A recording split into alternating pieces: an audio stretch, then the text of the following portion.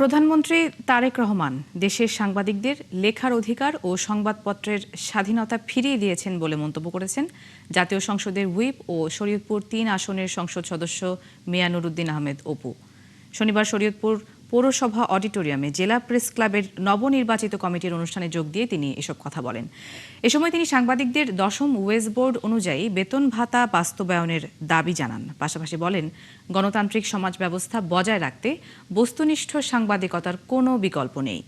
নবনির্বাচিত কমিটিকে শুভেচ্ছা জানিয়ে তিনি শরীয়তপুরের উন্নয়নে সাংবাদিকদের ঐক্যবদ্ধভাবে কাজ করারও আহ্বান জানান। এ সময় অনুষ্ঠানে আরও উপস্থিত ছিলেন জেলার ঊর্ধ্বতন কর্মকর্তা, স্থানীয় রাজনৈতিক নেতৃবৃন্দ ও গণমাধ্যম কর্মীরা।